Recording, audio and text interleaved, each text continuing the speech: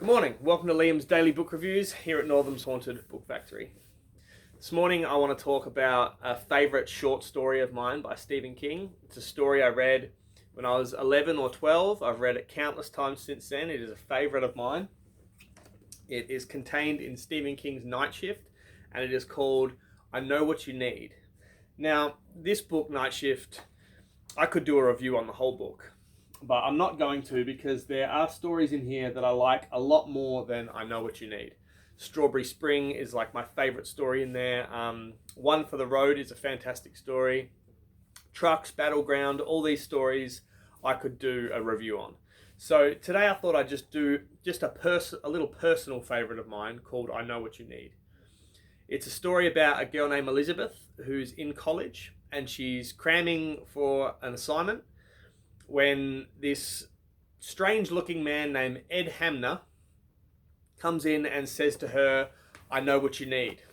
And she looks up at him and she's like, yeah, I seriously doubt that. And he's like, nope, you were thinking about getting a strawberry double dipped ice cream.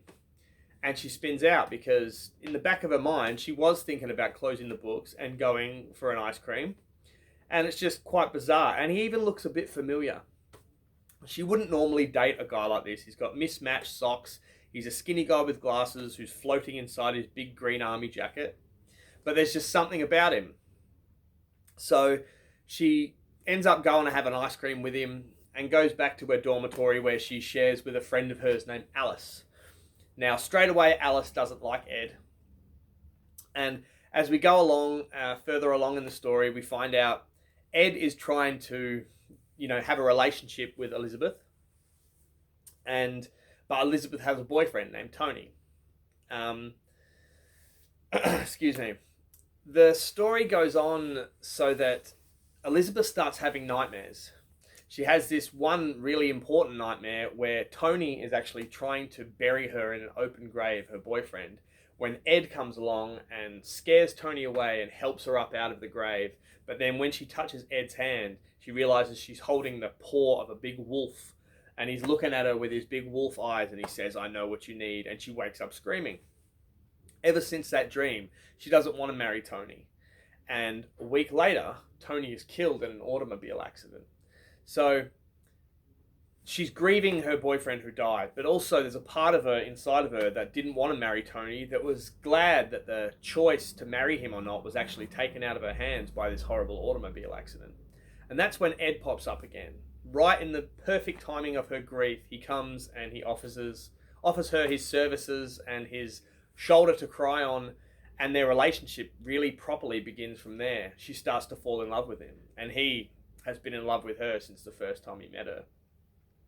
So now school's started up again, and Elizabeth, who Ed calls Beth, which is a name she's always wanted to be called, Ed just seems to know that, just like he seemed to know that she needed that ice cream that day. He seemed to know exactly what to order her at a restaurant. He seemed to know exactly what movie she wants to go see. He really knows what she needs. So she goes back to school and she's rooming again with Alice. And Alice keeps having these envelopes rock up every 2 weeks, addressed to Alice, that Beth notices, but doesn't really put too much stock into, doesn't really think about them that much. So it turns out Alice, her friend, has hired a private detective agency to go after Ed and sort of find out what his deal is. And one day she corners Beth, Elizabeth, in the dorm room and says, sit down, I have to tell you about Ed. Now, Elizabeth doesn't want to hear this. She's like, nah, you're just jealous of me and Ed. Like, I knew you were always jealous. You're just trying to wreck our relationship, rah, rah, rah. But Alice makes her sit down and tells her what she found out.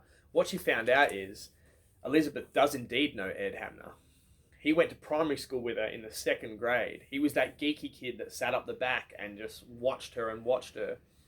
And he has powers. As a child, he used to help his father gamble and win a lot of money. His mother was in and out of mental institutions because she thought her son was the devil and he had powers, which it turns out he does. He knew what his daddy needed to make money. He knew what Beth needed. He knew exactly the right emotional time to step back into Elizabeth's life when she was grieving. He has that knack. And Alice is like, now that you know this, you can't be with him. You can't love him, He hasn't, you're not in love with him, Elizabeth. Like, he's been raping you. She even uses that term. It's actually quite a powerful scene. My favorite part of the short story is when Alice confronts Elizabeth. But Elizabeth still isn't friends with Alice after that. She takes everything on board and she goes to see Ed. Now, Ed lives in this crummy house and in this crummy room, and she finds a secret key and opens his old closet. And in there is a box with a little doll in it that looks exactly like Elizabeth, but it looks like her when she was a little girl. It's even got some hair glued to the top of the doll that looks like the same color hair she had when she was a little girl. And she pictures Ed when he was a little boy coming up behind her and chopping off a bit of her hair. He's been planning this his whole life for 17 years so that he can be with her. And she turns around and Ed's standing in the doorway. And so, true to Stephen King form, you think, he might turn into a big wolf, or, he's just got psychic powers, he's going to try to murder her or something like that. But it's really refreshing because they have an argument. He calls her ungrateful for everything he's done. She says that, you can't do this to people. She takes away the doll, and she smashes it, and it all of a sudden it hurts her inside, but then he doesn't have power over her anymore. He says to her, you'll never love anyone like you loved me after this. And she walks out of the dorm and walks down the street into the snow, she takes his possessions off him, all the creepy stuff he's got in the closet. She throws that off a bridge. Oh, and that's another thing she finds in the cupboard. She finds a little red car, the same car that hit her fiance, Tony, and killed him. So Ed did really commit murder in some way. He used voodoo or some kind of magic to make Beth fall in love with him, to kill her fiance, to set the whole thing up. And just the ending is just really beautifully written. It's only a 20-page short story. And as she's standing there at the bridge, she throws the car last and it spirals down into the snow. And then she walked on. That's the last little sentence. I know I've given away a lot in this. Like, I've pretty much told you the exact thing the story's about. But there's lots of great stories in Night Shift. And I thought a lot of times I don't give away spoilers. But this story is, 50 years old, nearly, I think. So, I think I can spoil it without getting into too much trouble.